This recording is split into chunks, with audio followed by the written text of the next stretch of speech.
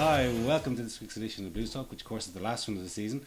We're getting John, Dave and myself. We're going to look back over Leinster's victory in the Pro 12 last weekend and have a quick review of the season as well. So boys, 34-12 against Glasgow, our fourth Pro 12 title and our fifth consecutive final appearance. Yeah, you couldn't beat it with a big stick, and it was looking dodgy at the start. All the omens seemed to be bad at the beginning. Like the kick, the Goppert was charged down right from the kickoff almost, and if the ball had bounced slightly differently, he was, we were toast. We would have been 7-0 down for sure. Mm-hmm. We got away with it, and we even got a penalty to break us back out again.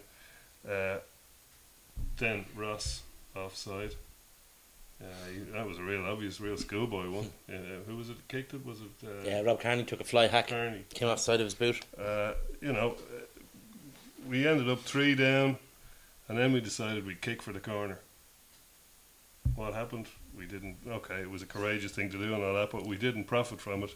It's just the omens were looking so bad. Kirshner knocked on at the end of that phase. Next thing, Bod has to go off. I was going, this is not going well. For the first 10 or 15 minutes until we scored the try, it just looked ominous. The other side of that is, as you said, the actions, and the results might have been good. The intent, it showed a certain intent. Yeah.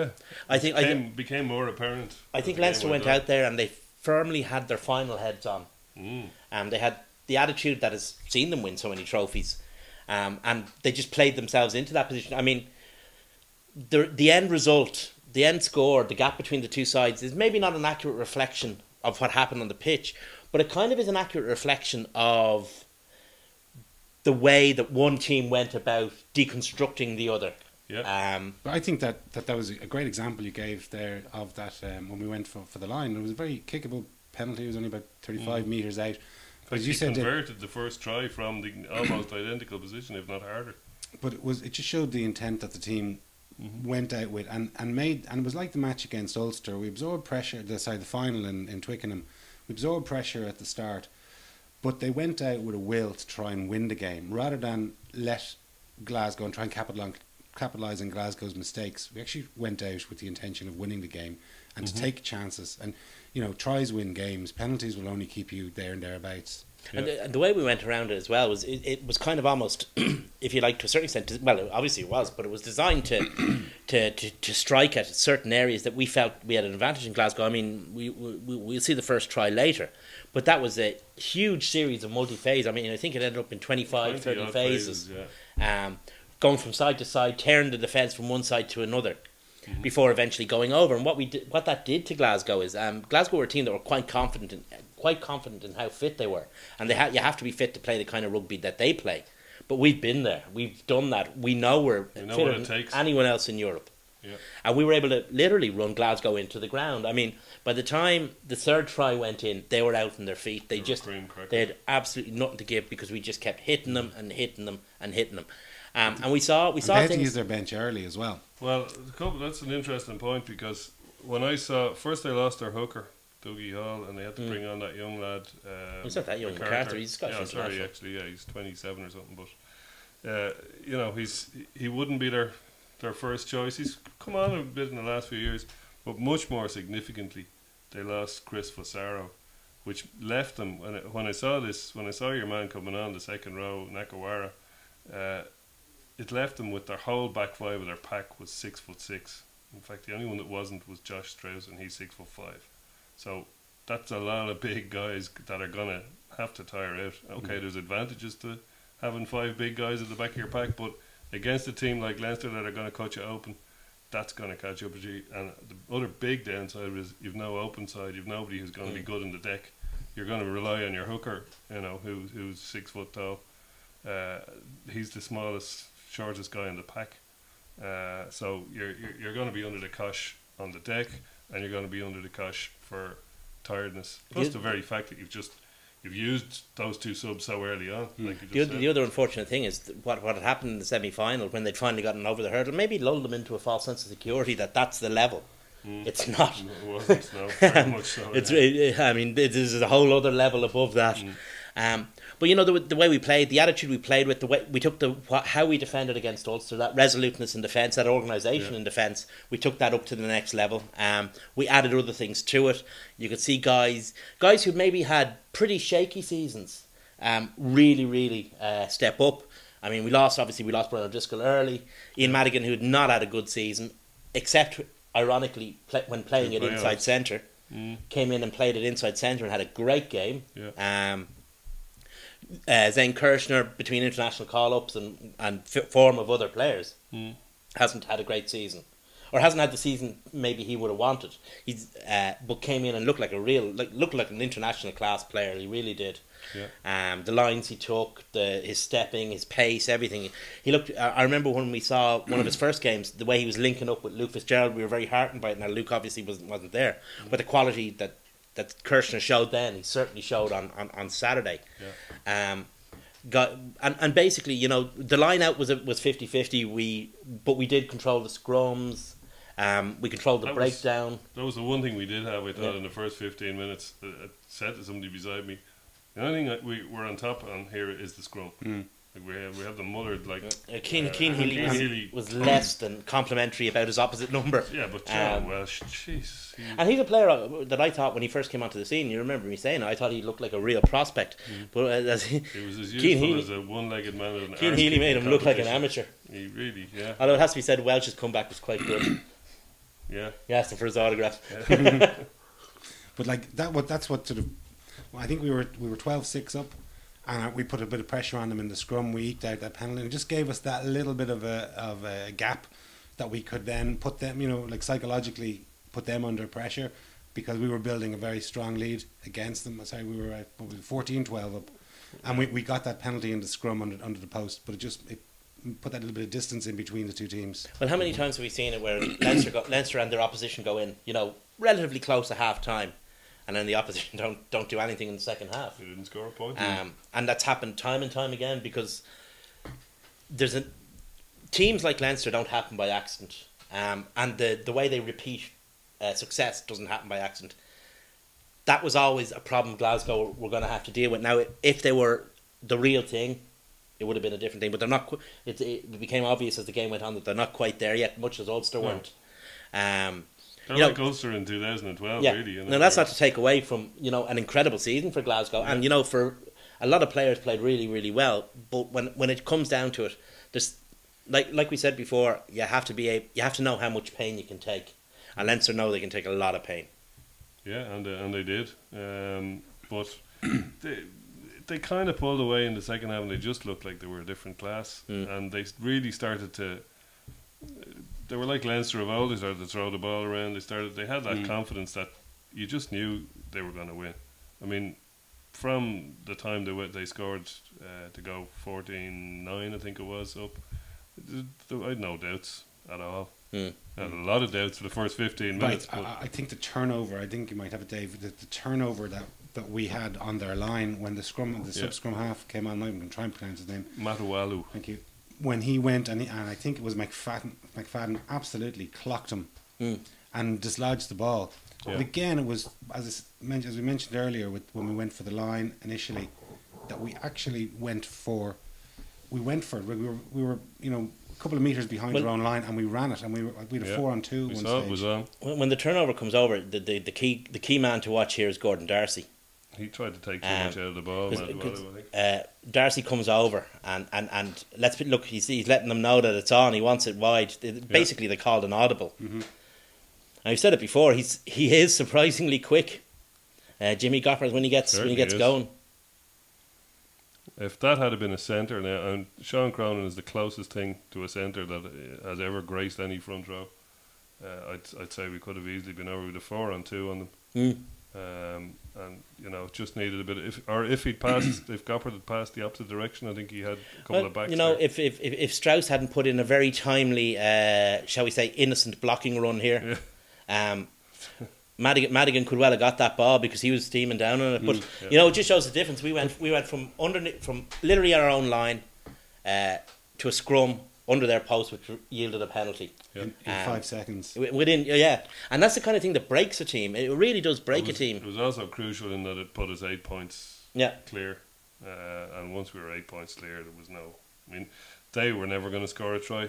Their only hope was to drop goals, penalties. They're multiples of a bit like Scotland, the international team.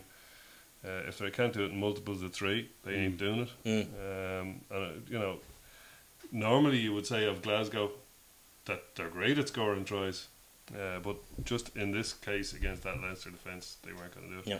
Now, something I noticed about the game and Glasgow's game before that is they love breaking close to the ruck between your man, the little scrum half, Matawalu, and the Nakarawa chap, the two of them, Fijian lads, have all kinds of moves going on there when the two of them are on together. But just in general, they like inside passes and little breaks through and around rucks where you have to be really tight. And we were tight as a nun's knickers on an elephant. Well, the thing against Glasgow, like you say, they do like to play a lot of inside rugby. You shut that down, then all they really have now that Hogg is gone is Maitland. Yeah, that's it. And they're not really, their centres aren't really skilled enough to put him in a position where he can use his pace or his step or whatever. And they didn't have Fusaro for most of the game. If they can't get inside, they do have problems scoring, like you say, in anything other than multiples of 3, and that's what we restricted them to. But you know, it shouldn't be seen that it was easy. I mean, coming into this game, Glasgow were favourites in a lot of people's minds. They had been the form team certainly since Christmas in the league. I don't know if they were actual favourites now, but some people. We were all saying it was going to be a tight game. It was all going to be. Some people were tipping them. I never waited. In fairness, it was 20 points to 12 with 74 minutes to go. So it was relatively tight. I don't think there was ever much doubt which team was going to win, especially after the second half's performance. But the final scoreline didn't really reflect the difference in the two teams. The Pro 12 put a thing up on online today, and I'd recommend everyone watch it. It's brilliant. It's a stop motion kind of video from the moment when the pitch is set up to when they start to break down the pitch, right at the very end of the thing. But the section in the game, you can actually see kind of the players going from end to end to end, and that stop motion stuff. But in the second half, there's not much at this end. No, it's all. There wasn't. It might have only been 2012. But the performance, the dominance was greater than the scoreline showed. I don't think the dominance was as great as the final scoreline showed. The truth is somewhere in between. But we certainly were dominant in that second half. We shut Glasgow down. The only real danger they had was Matawalu doing something clever. Again, the big danger for them was Matawalu doing something stupid. Yeah. So, which, you know, with a team as cute as Leinster, I know he got the better of us a couple of times in the past year, but with a team as cute as Leinster in final mode, you know, the guy like Matawalu is a lot less likely to do anything funky, you know, because he can force the game a little bit as well, you know. He can just try stuff that's not on sometimes. When he tries all the stuff that might be on and fails, he gets a little bit desperate sometimes, I think, you know. And he just push it too hard. Yeah, and I mean, he's a fabulous player as a rugby player. He's great on the wing. But the technical aspects of scrum half at the very highest level, you'd have to have a few question marks over him. But you know, he's a joy to watch. I love watching. The other side of it is that, you know, like you're saying, he's just as liable to do something stupid as brilliant. Leinster may play well, they may play poorly, but they very rarely play stupid, and that's, you know, that's what caught them out in the end. We were just we'd just been there before. We knew exactly what was needed, and we did it. Streetwise, is that the word we're looking for? Yeah, we were very streetwise in that game. Yeah, well, we scored 4 nice tries. Why don't we have a quick look at those? Well, this one is 16 phases in already. This is the first try after they'd taken 2 penalty lead. And this is real classic Leinster. It was just the ability to lift the pace. You know, just that little bit, that 5% that takes us away from other teams. And you can see they're beginning to struggle to fill in the rucks, to bring guys down. Even how poorly we're playing all season, or in parts of the season, it's knowing when to score and really up the intensity level. Like we were getting, it was 6-0 at that stage. It was 17 minutes gone. We needed to get a score. We were being very cagey here, though. We weren't. Maitland, I think it was, ran in there that left the hole for Kirk. Unlike say Healy in the second half, nobody's doing anything stupid. Nobody's getting white line fever or trying too hard or trying to. That's the key. Yeah. what they're doing is they know their jobs and they're doing They're it. just going through the Patience. processes. Going through the process because they know at the very end of that process it involves the winger going over, and that's what happened. I think you might see it here with Maitland rushes inside on the. It is Maitland that rushes up, isn't it? Yeah, Yes. here he is. And left a big, huge hole out there for. Kudos to Carney for seeing it, delaying the pass Yeah, while your man took himself out of the game. Thought Zane had a fabulous game. he did. Yeah, there's a guy sitting next to me, and he's a fairly knowledgeable guy, and he said to me, Kirshner a bit disappointing this season, and I said, well, he's been bubbling under, and he's never quite boiled over, and that's what he did. That in that game he kind of boiled over. It reminded me today or on Saturday of Issa in his prime, that he was always looking He's for the always ball. going to be compared to. Yeah, but like it took him a while. It took Issa even a while to sort of settle in. Like he broke his arm. I know that sort of ruled him out for a while, but maybe in the first after 4 matches or so, he broke his arm and he was out for a bit. But he certainly, the first season of Issa, he wasn't. This Issa we all know and love. exactly. Yeah. Well, the one thing, whether one thought Kirshner was a good player or not, and opinion was varied to a certain extent. One thing you could never accuse him of is laziness on the pitch. No. His work ethic is always good, and it's like Brian O'Driscoll was saying in the News Talk interview earlier. You watch Dougie Howlett. He watched Dougie Howlett run those trailing runs 10 times, and he might only get the ball once. It's the same with Kirshner. He does all those things all the time. Yeah. And if he only gets the ball once, that's great. If not, he doesn't get the ball a lot, but he still made those runs. And that's the thing about Kirshner. Yeah. On Saturday, he made all those runs, and he got the ball. In fact, I think he had a hand in every single try. He did. We scored 4 tries. He got 2 of them and 2 assists. 2 scoring passes. Yeah, and we'll look at the second one, which he had a big hand in as well. Yeah. Goppert did the step, and he made the inside break and passed it to Jennings, wasn't it? Yeah, it was. Yeah, it was. The thing about how these things look so easy, that he's there, he's run through. Yeah. That's an awful lot of work to actually do it. It's an awful lot of analysis work and stuff to be in the right place at the right time. I mean, it looks so simple. No danger of the pass being called forward either. No, and he just held the ball long enough to put Jennings through. But the thing I liked about that was it was the two inside balls. Yeah. And it was going back. It went against the grain on both both times. times. Yeah. But they had no answer to that. They had, once you broke the line there, you had them outnumbered. I mean, Darcy does very well in the initial stage. Makes a nice break here. Well, after his performance against Ulster last weekend, I thought he had a really great game. Yeah. There was a handoff there as well. Yeah, there was. And Yeah. he just drew the man. You would have thought that back could have caught Jennings. Was that Maitland? Who was it?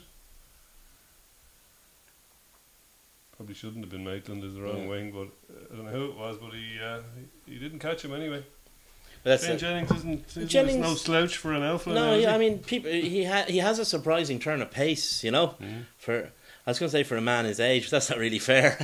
But he has. I mean, and it's nice in a way to see him get, because over the last couple of years, maybe he hasn't quite got the kudos that he's deserved. He's had to kind of be the guy who comes on to clean games up, or like if you like the closing pitcher when O'Brien has done all the thing, and maybe he doesn't get the credit he deserves. The last couple of games, Jennings has been really, really key for us. The last 3 or 4 games on the bounce, he's been one of the star men, and he is one of my very favourite players. Yeah. I mean, and you can tell that the respect that the team have for him. Oh, yeah. I was watching a clip that Leinster put on with Leo Cullen sort of at the awards ball, and it was him, and he just said, "Get down here, Leo." He's saying that to the captain, It's just like he's nearly the boss. Your man Madigan makes a great turnover. I was about to say Nakaro was asking for that the Yeah. whole time, holding the ball in one hand. I said, "Who's going to strip that ball off him? Somebody has to." And it was a guy who's 5'10" did it, and he's 6'7". But again, the pace that the ball gets wide. Yeah. It's a lovely Kept break them all by guessing Darcy. there, Darcy. Yeah. And lovely little inside ball. Very little, you wouldn't quite call it a walk in, but But it was Darcy did all the hard work. a fabulous pace by Darcy. Yeah. Oh yeah. Well, Darcy shows the pace and he shows intelligence to go outside. And the Kirshner feet. comes inside.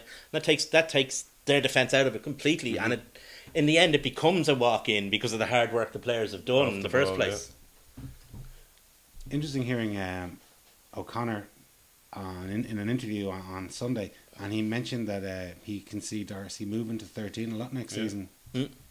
Well, Makes a lot of sense. Worked very well in that game anyway. We'll talk about Brian O'Driscoll after the tries, but you don't.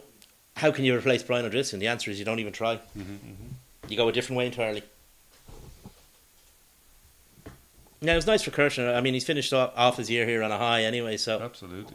Especially because he didn't make the starting 15 in our biggest match of the season against Toulon, and you got to feel. You could argue that he hasn't been given a run of games to do stuff like that, and now that he has, bang, he's done. But I'm sure, like he's thinking, this time last year I was playing for the box against the ABs, and exactly. now I'm sitting on the bench in Toulon. Well, from a Leinster point of view, he timed that very poorly, because that'll be back. Carney making his name for him. No, what I mean is he timed it very poor. He timed playing so well on Saturday very poorly from a Leinster point of view. Oh yeah, because it does keep him. It looks like he's in form, and it shows that. And the Springboks know he's in form. So yeah.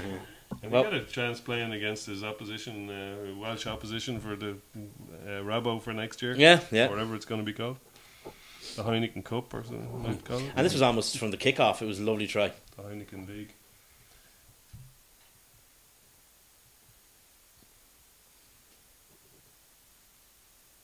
It was great defence here. Yeah. Oh, they were hunting in pats at this stage. Charged up on him. There was no way he was getting away. He had no time to kick. He had no time to think. He was going down. They had very few options. I mean, players has been. I mean, that's great defence.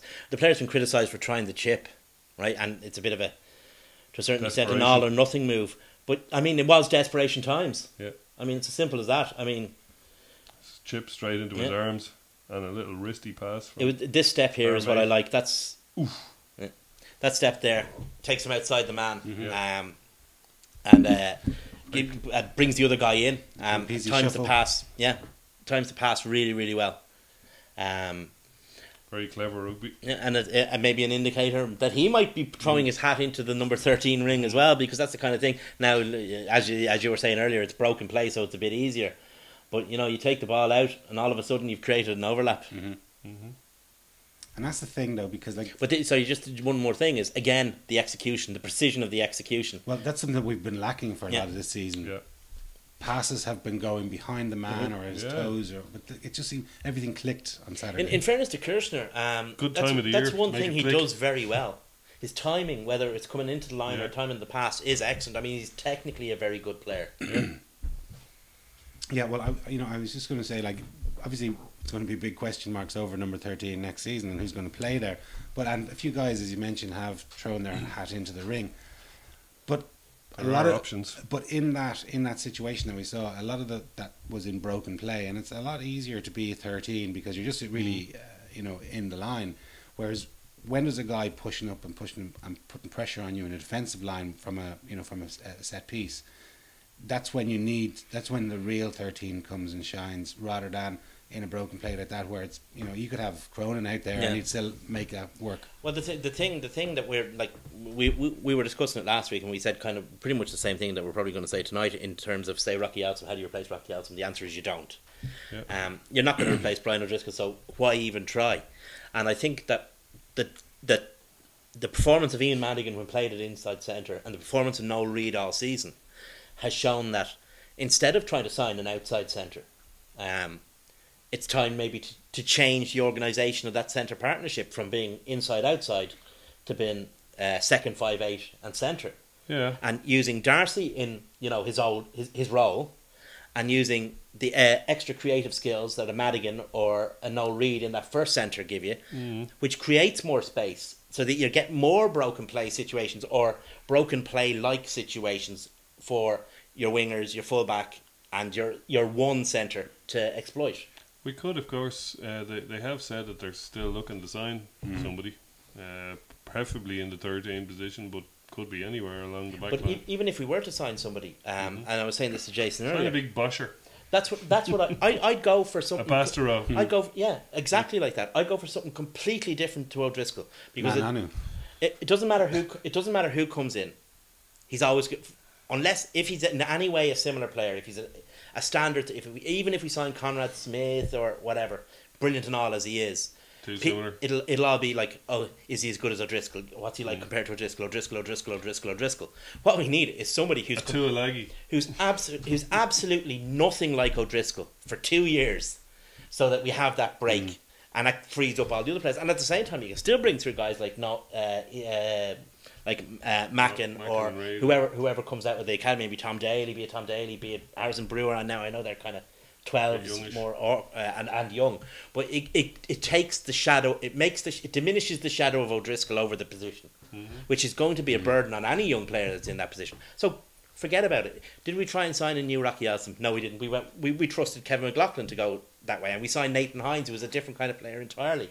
When Nathan Hines left, we went a different way again, and that's the way to go. I strongly believe the way to go is a different way. Yeah, I strongly believe that the future for Leinster centre play is Reid/Madigan at 12 and somebody at 13. Darcy/somebody Mackin. Yeah. Whoever. But I suppose And going with it. There is that balancing act, and like O'Connor alluded to it, that he was putting pressure on the IRFU, and he wanted to bring in foreigners, and getting a lot of stick for that comment about bringing in 5 or 6 foreigners. But I can understand. He was taking the piss. Got the impression that he was kind of very tongue in cheek with it. All right. But fair enough. But like there is that balancing act that obviously Leinster Rugby want to have a winning team that can compete. Like okay.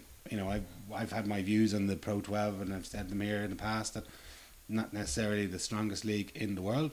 Certainly not this season. People have different views on it, but who are Leinster's challengers? Toulon, Toulouse, Clermont, Leicester, Saints. Okay. Okay, but they Toulon seem to be head and shoulders over almost everybody. But that's who we need. That's who we should be judging ourselves against, right? So Leinster have got this obviously. Quandary that they're in, because they want to go and compete against them, but also they have an onus to bring through young Irish guys to play on the national team. Of course. So they've got a very delicate balancing act. They obviously have to have a lot of experience. They're trying to, like O'Driscoll is the best player in the world for the last 15 years, and we're trying to replace him. But you can't expect a Noel Reid to come in and to be automatically as good as him as he was in his I think in terms of the balancing act, we're in credit. I mean, you look at the Irish team and how many Leinster players are in it, how many young Leinster players are in it. It's not just the guys who are in the team; it's the guys below the guys who are in the team are overwhelmingly from Leinster. Yeah. We've done our bit. We deserve a little something in return. We could do.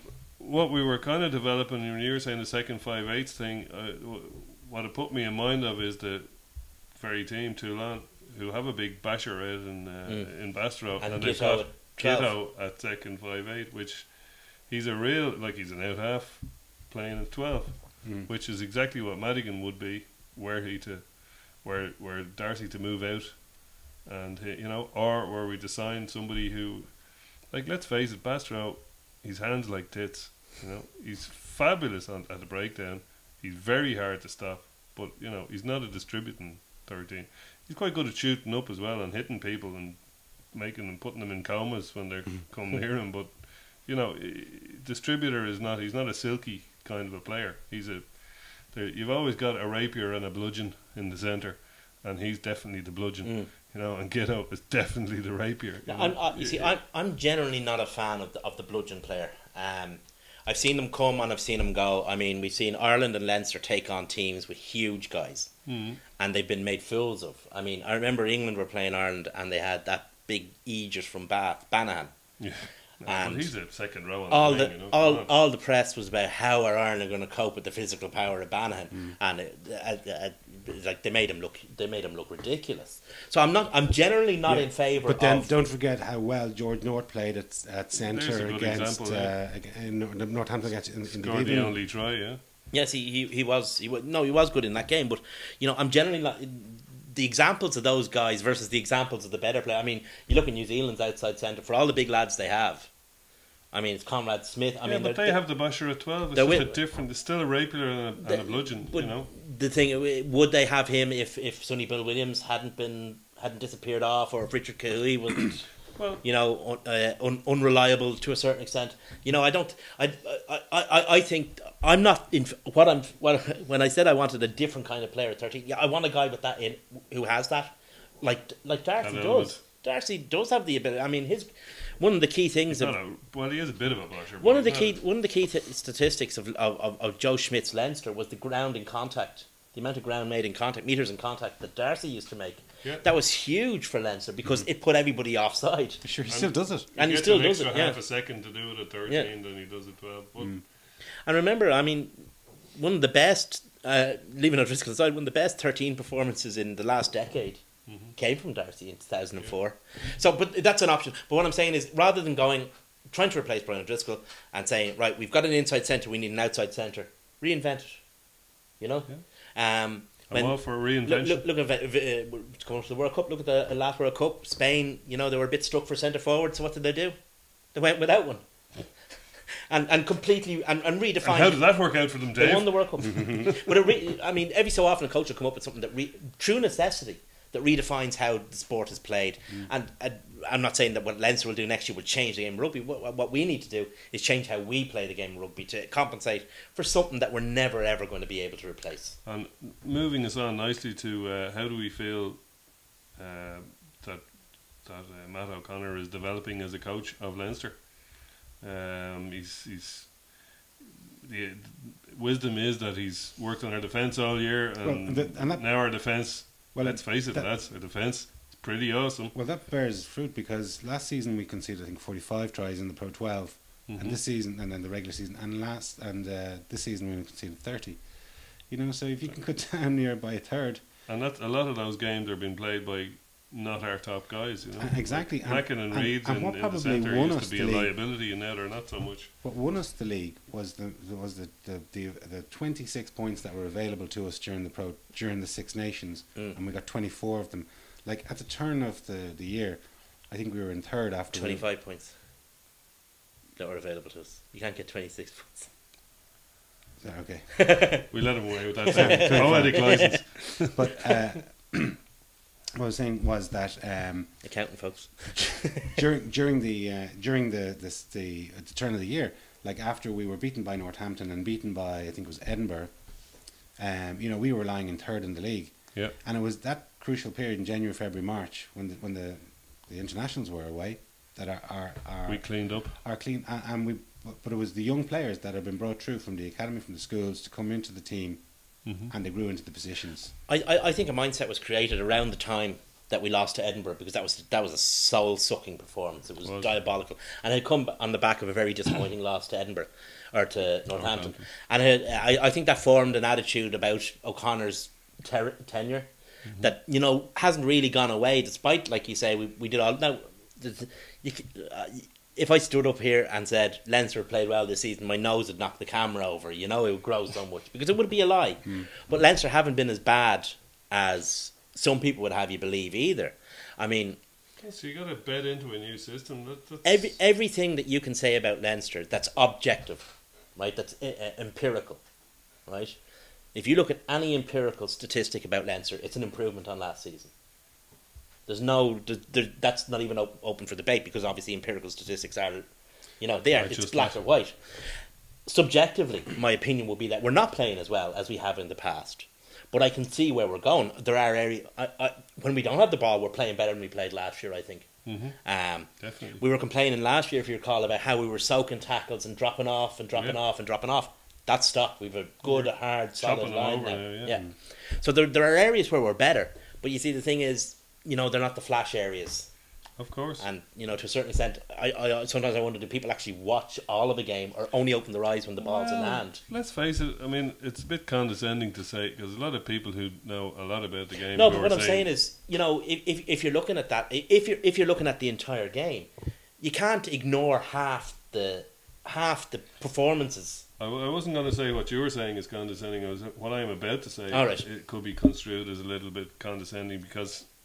You know, a lot of people who know more about the game than I do have looked at our game and said, you know, performances are poor, and we're, you know, so it's not just that people who are looking for flash, throwing the ball around and don't get it, think we're having a poor performance. So, but there is an element of that. There is an element of the fact that we weren't doing the flashy stuff that everybody loved. Three of us loved as well. When you don't get that satisfaction from the game. But John, I actually think that we were trying to do it. It just wasn't coming off. we were making passes, but they weren't going to hand. They were either going, they were being knocked on, they were being thrown into the sideline. But you know, if those passes had stuck, just one extra pass had stuck, there would have been more tries. We had a higher win rate in the Pro 12 this season. If you look at the group that we came out, you can prove anything with facts, though, Jason. Fair enough, but look at the group that we came out. I mean, and again, it's just the results of the weekend just prove it. Like we were beaten in the quarterfinal by Toulon, who went on to win the double. Yeah, we had Cast, who had last season had won the top 14. This season they'd become runners up. Similarly with Saints, they had been runners up. They won the double as well. They won the Amlin, but they also were runners up last season in the Aviva, and they won it this year. Like that was a massive group of depth, and we managed to come out of it. Which, you know, I don't want to keep harping back compare this season to last season, because we probably should be comparing to 3 seasons ago when we were at our peak. But we came out of the group, which we didn't do last season, and arguably I would say that this year's group was harder than last year's. Oh, there's any question. The skills thing, right? A lot of people are putting the fact that we're passing behind players and knocking on and doing all that. A lot of people were putting that down to the fact that Joe Schmidt was a stickler for detail, and that's, you know, you were criticised on your performance if you dropped the ball, you got lacquery if you did, and obviously did a lot on the field with skills training as well, and maybe Matt O'Connor has a slightly different focus. There's several ways you can look at that. Like people were looking at that and saying that means that Joe Schmidt is a brilliant coach and Matt O'Connor is a shit coach. I just don't see it that way. I mean, of course Joe Schmidt is a brilliant coach, and of course following him is like trying to follow the Beatles on at Shea Stadium, but the other side of it is the readjustment part of the game. Okay, you're not getting the same level of detail perhaps in certain areas, but that doesn't mean that he doesn't have a level of detail or that he's not looking at stuff that's just different, and it's going to take the players a little time to click what he is looking for and how to give it to him. But it may lead to, you know, you can't go in the same direction forever. I think we've been saying that over the past few weeks. You can't keep playing the same rugby, so you have to go in a new direction. Ultimately, what started this period of Leinster dominance was we started defending properly. Yeah, going back to 2007, 2008. Exactly. That season was when McQuilkin came in. Brewer had gained control, if you like, of the back room to a certain extent over Knox. McQuilkin had his new defensive system in place, and that's what started this period. Was we stopped because it doesn't matter how many points you score, it doesn't matter, because if the opposition scores one more, you've lost. If you stop the opposition scoring, then you've got a chance of winning. Yeah. So to a certain extent, Matt O'Connor obviously felt that was something that needed to be addressed. I mean, our defence did need to be addressed. I mean, it had been poor last year. I mean, Wasps are no great team, and they ran in tries left, right and centre against us in the Amlin quarter-final. We just ran in more. And that was fine. You get away with that against Wasps. You won't get away with it against Toulon. Get away with it in the Amlin as well. Like we creamed. So that was something that had to be fixed. Inferior teams. And that's half the game. And, you know, people are looking at this and they're saying, oh, we're worse than last year. And the only way you can say that is by ignoring half the game. Right? And that's literally it. You're ignoring half the game, so you're saying we're worse. But, you know, there's other areas as well that you know, needed that do need addressing. I mean, we are, like we say, you know, there's passes going behind players. We're very imprecise. Or we were up until, you know, last game or two. Very imprecise. And that is something that has to be addressed. And because that's the other half of the game. Like I said, the opposite of that is I can't focus on defence and say, yes, we're going well, if the other half of the game, the offence, isn't right. And it, you know, for chunks of this season, it wasn't right. Well, so there's the point is that has Matt O'Connor had a good year? At the end of the day, yes, because he's kept up the silverware. Yeah. Right. Is the team playing as well as it was at this point in last season? You know, probably not. It is in some ways and not in others. In some ways it is, and in other ways it's not. So it's a very hard thing to say. What we can say is next season, when it's Matt O'Connor's team, because he's the guy now, any guys we bring in are his guys. I think 95% of the people, even the ones who've been critical, have said that he deserves another season, even before we won the final, you know, that he deserves another season to show what he's made of, because it has been a season of adjustment. And people on one extreme say it's been a season of adjustment because he hasn't the rashers and he doesn't know what he's doing with the team. People on the other side would say that it's because he's restructuring the way we play, and that's going to take a little. Like a golfer learning to putt, or a kicker learning a new style of kicking, you have to go through a little period of wobbliness before you get. And back the to other where side you of that were is, and I mean, people know. talk about our attacking play. We were without, at 3.5 of our most potent attacking weapons this season. Mm-hmm. Johnny Sexton was gone, Issa Nasiwa was gone, Sean O'Brien was gone for injured, most of the year. and Luke Fitzgerald was injured. Yeah. They're our four best. They were our four best attacking players. Johnny Sexton last season was imperial. Sometimes the way he ran a backline, he was breaking, controlling the game. So you have that situation as well. So you've got all the thing is, like, you could argue anything. You could argue all the different points from a subjective point of view, but unless you take all the different external kind of inputs into it, like the fact that we're missing these players, like the fact that our defense is better, like the fact that our attack is poorer, our skills aren't where they were for a team that had prided itself on its skills. There was a skills-based team, to a certain extent, playing an enhanced version of what Glasgow are trying to play. Glasgow are at the start of the, if you like, the climb in terms of the game they're trying to play, that Leinster had reached the peak of. And we're not at that level anymore. And the question is, why aren't we at that level anymore? And that's something that has to be addressed. I mean, next season you'd want to see a really sharp increase in the skills and the precision and that kind of area. But at the same time, you don't want to see the things that we have improved on beyond question, like our defence. Heartening things like being able to go to Cardiff away from home in the middle of the Six Nations. We are third choice front row and destroy us Cardiff scrum. Yeah. So there's all these kind of things. Scrum has been great this year. Scrum has been great this year. I was watching the under-20s yesterday morning. France. Against France. Now France won. They are the Six Nations champions. But Peter Dooley was incredible for him. I mean, so the production line isn't finished yet. No. And that's one thing you have to give O'Connor some credit for. He has managed to bring in an awful lot of young kids into the team this season. And he's kind of cautious too. Like he doesn't give everybody a game. He's developed fellas like Fanning at the expense maybe of fellas like Hudson, who may or may not have. We don't know whether he left to go to Bristol because Fanning was being played ahead of him all the time, or whether Fanning was being played ahead of him all the time because he was going to Bristol. We don't know that scenario, but he did bring on quite a lot. Noel Reid is another good example of a player who's improved hugely. I thought Mackin had an improved season this year. Mackin had an improved season. Jordy Murphy became an international. I think Mackin is a bit like Toner. He's just doing this gradual climb, and hopefully, like a lot of people slagged off Toner up until this season, probably. Usually people of other provinces who didn't see him as much as we do, but he's unquestionably now on the team sheet for Leinster and Ireland, and he's there to be knocked out by whoever. I think to a certain extent, excuse me, Mackin's school career has acted against him.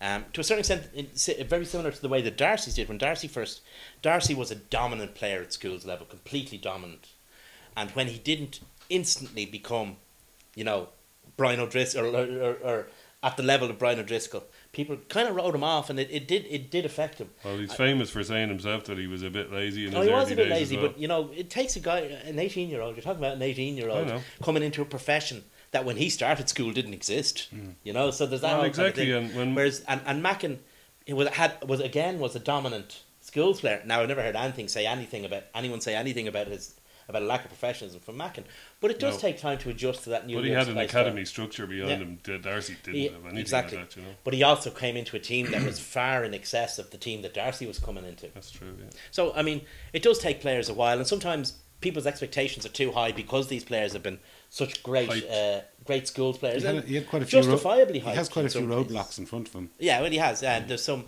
It's gone now. It is, but that's a valid point. But sometimes people do have over-egged the expectations on these young players because of the Him school and spirit. Conway were mates and played in the same school team, and they were both. It was for years before they even left school. It was Mackin and Conway, Mackin and Conway, Mackin and Conway, and Conway had the speed.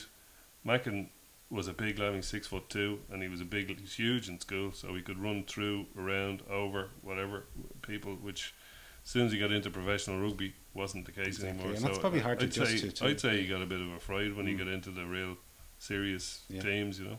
Well- But you know, he is steadily improving. Hopefully, he can throw his hat in the ring for Dricko's jumper. Well, John, normally Gans. Guarantee. at this point of the show, in the last one of the year, we have a review. Well, we've done a review, but we look back at the sort of the player of the season. So I have a few. I tried a few names. Nominees, have you? Cronin, Ruddock, Toner, and Healy. Yes. I'll go first because I know who I'm gonna pick. I'm gonna pick Devin Toner. He's been absolutely consistent for us all season. He has improved in areas that people were critical of him in terms of his ball He's carrying. improved it in places that other people don't Yeah. even have places. Yeah, his ball carrying has improved. He was always good with the ball. I mean, he always had good hands. When he had the Yeah. ball, he always laid it back very well. Maybe his size didn't allow him, or his shape didn't allow him use his weight as well as he always could. But this year he has. And people criticise him because he wasn't running through people like Sean O'Brien, but like he's just not built No. like Sean O'Brien. But I think he's going to be the mainstay of our pack for the next 7 or 8 years, and I think that this season was a real breakthrough season for him. He slightly against expectation ended up playing in all the Six Nations games and some of the autumn internationals, and I think that that whole season between Ireland and Leinster, he'd be my player of the year. Fairly indestructible as well. You Yeah. know, in the way of Jamie Heaslip, who's famous for being indestructible. He's a bit. He's on that. And he's also apparently famous for injuring his own players in training just because he's such an awkward shape and he's all arms. He's and all legs angles. Yeah, good choice. But of those four names, it's a bloody hard choice. Oh, it's a fag paper between them all. I mean, really. I would definitely go for Toner, but I would give a very honourable mention to Cronin. Yeah, same here. Because Yeah. he Matt O'Connor picked him. well, exactly, and but not just that. Like he had to step into the breach when Straussy was Straussy there. had his heart condition, and And he played injured a good bit of the season. because I he think had as to well, have you know, necessity, because he had to. I think he played a lot more rugby than he probably expected to, and or to a certain extent was probably good for him in terms of just the wear and tear on his body because we were down an international hooker and he stepped into the breach. I could understand why anyone would. Yeah. I could understand why anyone would pick any of those players. That's the thing, and Ruddock is the fourth one. Healy, well, I mean, the only reason I wouldn't pick Healy is because before this season we've known how immense he continues to be, and he's had a bit of trouble with his ankles this season, and maybe it's not the best season he's ever had. I think when he plays, he's phenomenal. When he but plays, he's just. I don't think he played enough games for us. So- To see. But I think one That's why I thing. wouldn't pick him. But Ruddock, you could easily pick as well. He's improved as much as Toner, and he's just become such a solid player. He used to be criticised for running too upright yeah. with the ball, not punching holes for his size. Now the guy is still only 23 or something. Yeah. So Another one who suffered maybe by coming very fast, very young. Yeah. But Well, like, I read, Matron. I read an interview with him, and he was mentioning when he was brought from the under-20s over to I think Australia for that's his right. first Yeah, cap. his first And cap. He said he just wasn't physically ready for it. Yeah. And like you're not going to turn down an opportunity to play for your course not. country, Of but course not. that's what But he he said. had a just- hard season, and then on top of it, he captained the under-20s, and then got pulled into an Australia game.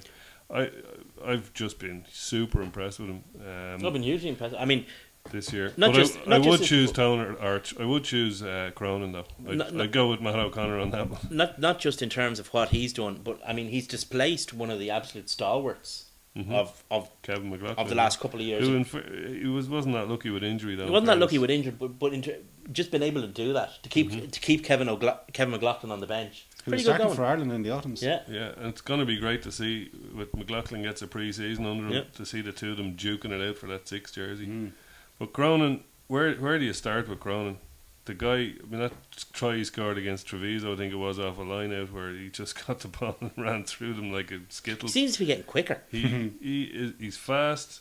He's obviously strong. He's a hooker. He can scrummage with the best of them. Well, actually, now there's a very good point. Actually, And he just can to- do just all to- that at just to- speed. At the beginning of the season, we were a bit worried about Cronin's hooking. his actual hooking. He improved hugely on that. He improved immensely on it. That's something And that It probably took. I think every hooker was poor because they just none couldn't of lift their them had leg ever done off. it before. Yeah. But you got to do the work. Yeah. And He's he did the also work. improved hugely Yeah. throwing the ball into the line out, which, they're the two keystones of what did we always say about Cronin? He's very flash, he's great, and he can run like a centre, but if he could just throw the ball a bit His better. basics were a bit weak. and Well, hook he's a bit worked better. on his basics. Now, he can do all of them, and he's got the other stuff on top. So, for me, he's the one. You mentioned a try there. Like I've one try that stands out for me was that try that we scored in Northampton Franklin's Gardens, where it was off pretty much the first couple of phases of the game, and Odrigo just put it through his legs for Lukey to go in the corner. It was just fantastic. Moment of the season, really. That, I think so, yeah, unquestionably. As it just speeds up the ball so much, and a few people have done it since. Have you noticed in various games? It's not just that he flicks it through his legs. He flicks it through his legs to hit a guy running at pace. Yeah, It's not just does. yeah, and does like I mean it was accurate. So yeah, no, that was try of the season for me as well. Anyway, certainly. And obviously, at the end of the season, there's a few guys, obviously a few very well-known guys leaving, like Leo and Drico. But I thought you were talking about Darren Hudson and Jack O'Connell. Well, they're obviously leaving, and Leo Vaz going off to just signed for Treviso. Treviso, Yeah. yeah. I'm delighted for him actually. And then there's some of the lads hanging up their boots because they've had to with injury. Poor old Owen O'Malley, it was a nice touch that they got him to Hand out the jerseys at the weekend. And obviously bad news came in today that Ferris, as you mentioned, John, had to call it quits. Sad, really. 28 years of age. Like he was just a phenomenal player. He played the game like there was no tomorrow, and unfortunately now there isn't. But like he came back and he played 4 games for Ulster this season, and right, my yeah. abiding memory of him, I can't remember who they were playing, but there was an up and under, and it was like what he did to Will Greenman, yeah. Gagnia. He drove him back about 30 metres and put him on his backside. It was just a memory that I'll have of Ferris. It's always very sad. When a young player or a youngish player, a guy with a couple of years left and in the normal run of things has to retire. It's doubly sad when that guy's obviously an international, and it's triply sad when it's a guy with so much talent. And Ferris has huge talent. I mean, we're talking about Sean Cronin's pace, been extraordinary. Ferris has extraordinary pace, extraordinary power. It's just that it sounds dismissive, and I don't mean it to be. His body wasn't able to cash checks. That his game, his playing style was right. Well, it's like his joints, his ligaments, his all of that stuff weren't able to keep up with his muscle and his brain. Well, it was like, there was always he had problems with his knees. Like it was bone and bone. Yeah. I think at one stage, but it was his ankle that gave out on him. For him in the end, yeah. It's very sad, and he'd be a loss to Ireland. I mean, Huge. You'd have Ferris. You'd have to have Ferris starting if he was fit. I mean, and it's a huge loss. I mean, it's a huge loss for Ulster as well. Ulster have kind of learned how to do without him because he's been unavailable for so long. He was out for 18 months pretty much. But another guy that unfortunately had to hang up his boots is Craig Clark, who had to jack it in with concussions. It didn't look good when he was stood down earlier in the season, and it's very unfortunate. It's very unfortunate for Connacht because they're going to lose that knowledge within the group. Maybe they can find some way of keeping him on the coaching capacity. Because he's back off to New Zealand. He's back off New Zealand. It's a pity. Yeah, they do love their farms in New Zealand, don't they? Do. But it's a pity he's lost to both Connacht and to just the game in general in Ireland. He has been. He didn't really get a chance to show what he could do. That's the pity of it. Like he's back-to-back captain of the back-to-back Super 15 winning team now. Like that's some achievement. You know what I mean? That's a tough grind of a season to be able to do that because it's like it's a sprint.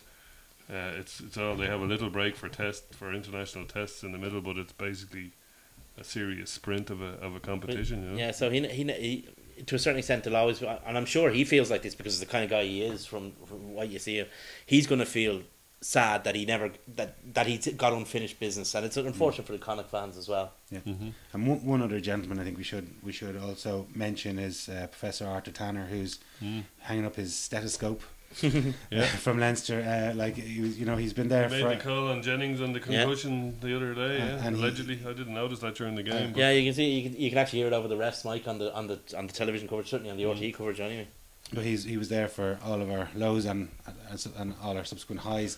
And obviously very pivotal with the Bloodgate over in Ronan O'Donnell kind of spotted it straight away, but Arthur Tanner was in there like a shot too, to realise that there was something fishy going on. Yeah. But it's not just that. I mean, guys like that. He's there the whole professional era in Leinster, isn't Yeah, I mean, players build up relationships with people like that, and they trust them, and they trust them with, you know, they're trusting these guys with their careers and to a certain extent their lives, and you know it's they will miss him more than, like, we know he's there and we know he's been a great servant, so, and we'll miss him in that sense. Intellectually we'll miss him. They'll literally miss him, because you know they built up that relationship, that trust, that most to a certain extent intimate of trust, that their lives are in his hands, and you know that's a huge thing for them. Well, I don't know the man myself, but anybody I do know he's a who very knows nice him man. said Very he's nice such man. a Yeah. gentleman. Oh, he's a lovely man. Just really, really nice guy. So, you know, best of luck in his retirement. Absolutely.